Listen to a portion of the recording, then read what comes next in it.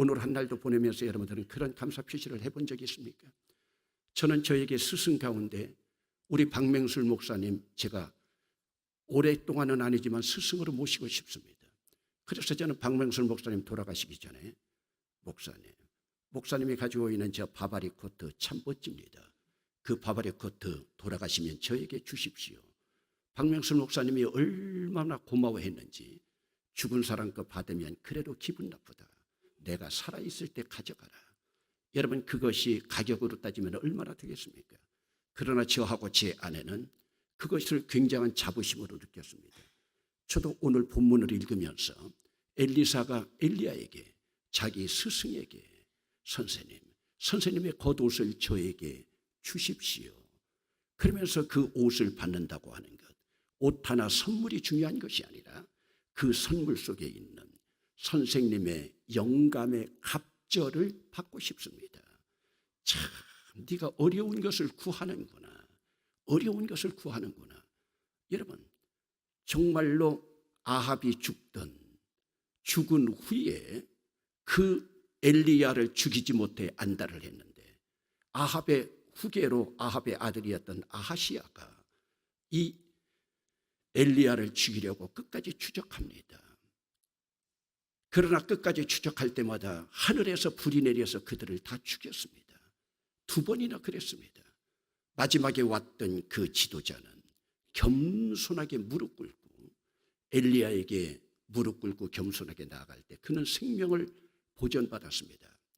그러면서 오늘 말씀 속에서도 인생을 이제 마감하면서 후계자 구도로 키우면서 그러면서 엘리야는 25년 동안 선지자 사역을 감당했는데 정말로 엘리사는 자기가 원한 대로 갑절의 영감을 그래서 50년 동안 선지자 사역을 감당했습니다. 선생님도 25년 선지자 사역을 감당했는데 기도한 대로 영감의 갑절의 영감. 그런데 영감만이 아니라 영감이라고 해가지고 또 남편 이런 분들 영감 주신다 착각하지 마세요. 그 영감이 아닙니다. 영적인 감동으로 성령의 충만함을 주신다는 말씀입니다. 그런데 여러분 엘리사는 기도대로 그래서 우리가 선지자 대표로 죽음을 보지 않고 하늘을 올라가신 엘리야를 바라보고 있지만 그러나 엘리사는 성경의 기록 가운데서도 여러분들이 보고 있지만은 선생님이 이 땅에서 스승이 이루었던 것보다 더 큰 기적의 역사들이 그래서 엘리사의 기록이 엘리야의 기록보다 훨씬 많고 그리고 진정한 스승은 자기 제자들이 자기의 업적을 깨면서까지도 스승님보다 더 잘되기를 바라는 것이 진정한 스승입니다. 그래서 여러분 진정한 지도자는 내 기록을 깰 수 있는 후배가 나오고 내 기록을 깰 수 있는 후계자가 나와야 된다. 여러분 구약시대에도 보면은 신명기 율법 가운데 그렇게 나타나고 있습니다. 뭐라고 나타나고 있느냐. 장자에게는 2 몫의 상속을 해 주어라. 장자는 하나님 앞에 하나님의 대행자인 아버지로부터 그래서 성경 가운데서 장자는 부모들이 가정의 달입니다만 기력이 있을 때에 정력이 가장 왕성할 때에 태어난 자녀이기 때문에 그 대를 이어가야 되고 아버지의 몫을 이어가야 되기 때문에 아버지의 몫을 2배나 다른 형제들보다 많이 받았습니다. 이 2배라고 하는 것이 오늘 본문 속에 나타나는 것도 갑절이라고 나타나고 있습니다. 그렇기 때문에 본문에 나타나고 있는 엘리사는 바로 상속자일 뿐만 아니라 갑절의 영감을 받았다고 하는 것은 하나님께서 주신 최고의 복인 장자권의 목까지도 다 받을 수 있었던 그래서 자기 스승보다도 더 많은 기적의 역사와 사역을 이루었던 것이 오늘 본문에 나타나고 있습니다. 그러면서도 그렇게 영적으로 갈급하고 있는 이 엘리야 입장에서 바라볼 때는 제자를 바라보면서 네가 걸어갈 인생의 여정의 길 그리고 너를 따르는 또 네 제자들이 걸어갈 그 길을 오늘 마침 존 버년이 쓴 것처럼 필그림, 순례자가 걸어가는 길을 오늘 본문 속에서 그대로 보여주고 있습니다. 오늘 본문 속에서 보여주고 있는 것들, 본문에서 읽지는 않았지만은 2장 1절로 나아가게 되면 2장 1절 말씀을 한 목소리로 읽어보시겠습니다. 시작. 여호와께서 회오리 바람으로 엘리야를 하늘로 올리고자 하실 때에 엘리야가 엘리사와 더불어 길갈에 나가더니, 길갈이라고 하는 단어에다가 동그라미를 치세요. 그리고 2절 말씀 읽어보시겠습니다. 시작. 엘리야가 엘리사에게 이르되 청하건대 너는 여기 머물라. 여호와께서 나를 베델로 보내시느니라 하니 엘리사가 이르되 여호와께서 살아계심과 당신의 영혼이 살아있음을 두고 맹세하노니 내가 당신을 떠나지 아니하겠나이다 하는지라. 이에 두 사람이 베델로 내려가니. 두 단어가 나와 있는데 거기 두 번 나와 있는데 베델이라고 하는 단어에다가 동그라미를 치세요. 너는 베델 여기에 머물러 있으라. 하나님이 나를 부르신다. 이때 엘리사가 선생님이 이제 떠나가시기 가까운데 저는 절대로 하나님을 두고 맹세하노니 스승인 선생님을 절대로 떠나지 아니하겠나이다. 고난과 역경의 길이라 하더라도 따라가겠나이다 하면서 베델이고, 그 다음에 5절 말씀 가운데 보면 여리고에다가 동그라미를 치세요. 여리고에 있는 선지자의 제자들이 엘리사에게 나와 이르되 여호와께서 오늘 당신의 선생을 당신의 머리 위로 데려가실 줄을 아시나이까 하니 엘리사가 이르되 나도 아노니 너희는 잠잠하라. 마침 이때 선지자 신학교라고 하는 선지 학교가 있어서 선지 생도들이 지금 엘리사 자기 선생에게 묻고 있는 말입니다. 그래서 또 여리고의 여정입니다. 그 다음에 6절 말씀, 오늘 본문 시작하는 6절 함께 읽어보시겠습니다. 시작. 엘리야가 또 엘리사에게 이르되 청하건대 너는 여기 머물라. 여호와께서 나를 요단으로 보내시려니라 하니 그가 이르되 여호와께서 살아계심과 당신의 영혼이 살아있음을 두고 맹세하노니 내가 당신을 떠나지 아니하겠나이다 하는지라. 이에 두 사람이 가니라 하면서 요단으로 가는 여정입니다. 오늘 우리의 인생 여정 가운데서도 오늘 이것은 지리적인 여정으로 보여주고 있지만 오늘 우리는 이것을 지리적인 여정으로만 바라보지 말고 우리의 영적인 내면의 여정으로 오늘 우리는 길갈로부터 출발을 해가지고 요단강까지 이르게 되었는가. 오늘 여러분들은 길갈 하면 제일 먼저 여러분 이미지로 떠오르는 것이 무엇입니까? 길갈은 이스라엘 광야 백성들이 할례를 받던 곳입니다. 할례라고 하는 것이 무엇입니까? 그래서 길갈하면 길갈이라고 하는 뜻이 돌로 된 골이라고 하는 뜻이에요. 골로 된 골이라고 하는 것은 그들이 할례를 받을 때, 참 우리가 지금 문화로는 잔인하지만 그들이 할례를 받을 때 돌로 쳐서 그 남자의 생식기에 피를 흘리게 함으로써 그 피가 유월절 어린 양의 피와 비슷하게 구원의 길로 인도하는 그 모습입니다. 그렇다면 이 길갈이라고 하는 영적인 의미는 홍해가 되고, 이 홍해는 예수님의 십자가의 길이 아니겠습니까? 홍해가 바로 무엇입니까? 출애굽기 12장으로 바라보면 물세례입니다. 그래서 여러분, 그들이 유월절 어린 양의 피로 구원받은 내적 증거가 있는 자들이, 출애굽기 12장에서 내적 증거가 있는 자들이 출애굽기 14장에서 홍해를 건너는데, 홍해를 건넌다고 하는 것은 그들이 구원받은 내적 증거에 대한, 유월절 어린 양의 피로 구원받은 내적 증거에 대한 외적 증거가 바로 물세례가 아니겠습니까? 여기에서는 이것이 뭐예요? 구원의 확신이에요. 이스라엘 백성들, 영적으로 구원받은 물세례를 받고 있는 이스라엘 백성들을 구원하는 가운데 이들을 따라오던 애국 군대들 다 죽지 않았습니까? 이것은 바로 하나님의 구원과 하나님의 심판을 의미하고 있습니다.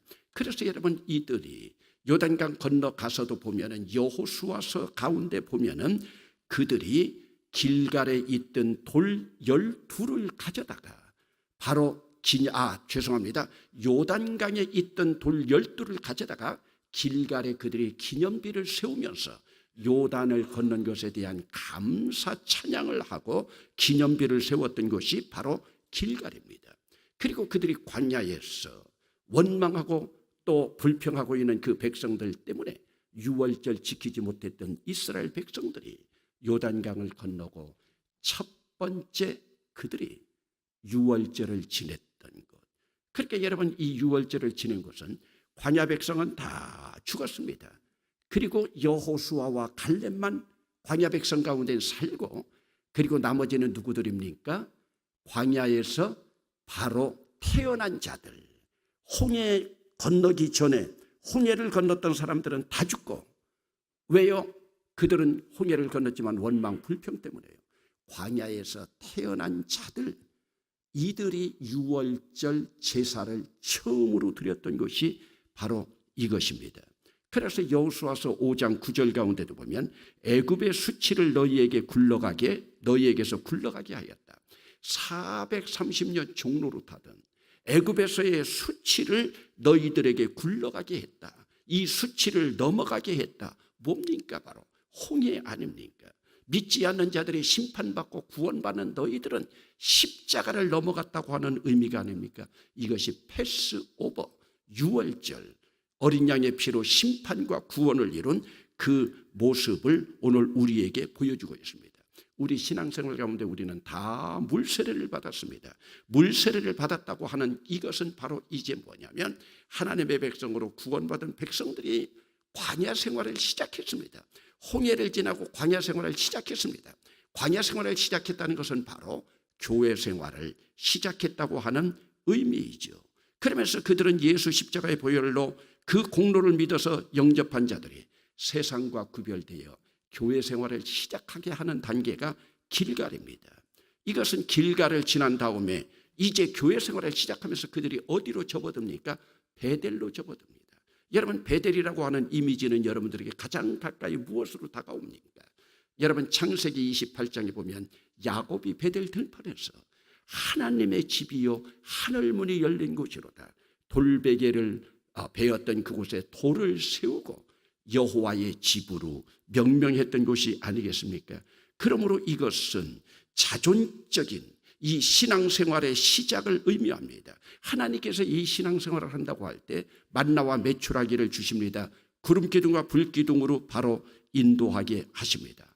이곳은 바로 교회 생활이 시작은 되었습니다마는 하나님의 인도함이나 하나님이 동행하는 삶을 살아가지 않는 단계입니다. 왜요? 이곳에서 바로 야곱도 뭐라고 고백을 했습니까? 야곱도 이곳에서는 조건적인 기도를 하나님 앞에 드렸습니다.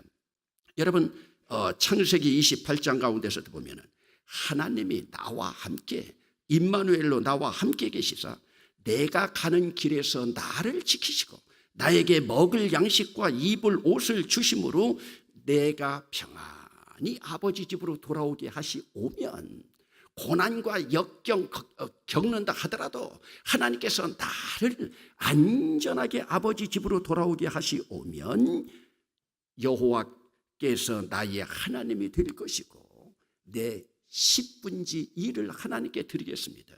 이것은 여러분 바른 신앙은 아닙니다. 나를 인도해 주시면 조건적인 신앙, 아직도 초보적인 신앙입니다.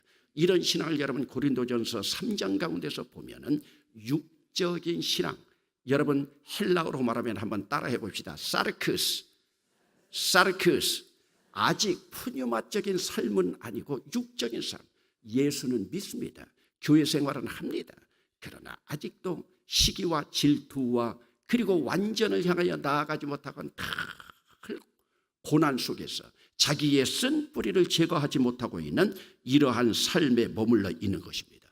그래서 여러분, 제가 여러분들에게 자주 인용하고 여러분들도 귀에 익숙하지만 히브리서 3장 15절 가운데 보면 오늘날 너희가 그의 음성을 듣거든 경노하게 하시던 것처럼 너의 마음을 완고하게 하지 말라 하였으니, 듣고 경노하시게 하던 자가 누구냐? 모세를 따라서 애굽에서 나온 자들이 아니냐? 이로 보건대 그들이 믿지 아니하므로 능히 들어가지 못하리라. 그러므로 여러분, 오늘도 예수 믿고 교회 생활한다면서 마음이 완악해지고 경노해져서 하나님의 음성을 듣고 있는데도 불구하고 그들이 아직도 완고한 삶으로 살아가고 있는 자들, 그렇기 때문에 오늘 이들은 하나님 앞에 복을 받지를 못합니다. 이 단계를 뛰어넘어야 합니다. 이 단계를 뛰어넘는 것이 뭡니까? 여리고입니다. 여리고는 갈망은 하고 있지만은 고통하는 삶입니다. 내면의 치유가 되어지는 삶입니다. 이것이 바로 무엇이냐? 지난 시간에도 여러분 어버이 주일 때 말씀드렸지만 여러분 마음속에 달빛이 비쳐야만 진정한 인간관계가 형성된다고 했잖아요. 인간할 때 사이간자가 뭐라고 했습니까? 문 사이에 날일자가 아니라 처음은 달빛이 비쳐야 된다. 달빛이라고 하는 것이 뭡니까? 인간관계입니다. 이것은 바로 지식에서 우리의 이성에서 리전이라고 하는 아니면 그노시스라고 하는 우리의 지식에서 이성에서 가슴으로 내려오는 이 단계입니다. 이 단계까지 내려올 때 관계입니다. 여러분 오늘 어느 책을 봤더니요. 외롭다 하더라도 아무 사람이나 만나지 말라. 여러분들이 아무리 외롭다고 해도 아무 사람이나 만나지 말라. 무슨 말이에요? 여러분에게 스트레스를 줄 만한 여러분들에게 너무 어렵게 굴 만한 그런 사람 외롭다 하더라도 아무나 만나지 말라. 왜요? 여러분들에게 상처 줄 사람 여러분들에게 쓴뿌리로 다가올 사람 아직도 자기 쓴뿌리가 해결되지 못한 자들 여러분 인생 한 번밖에 없는데 왜 그리 살아가느냐. 그래서 여러분 여기서 여리고라고 하는 것은 결국은 여리고성 무너져 버렸습니다만 이것을 무너뜨리지 않으면 안 됩니다. 오늘 내 안의 여리고성이 무엇입니까?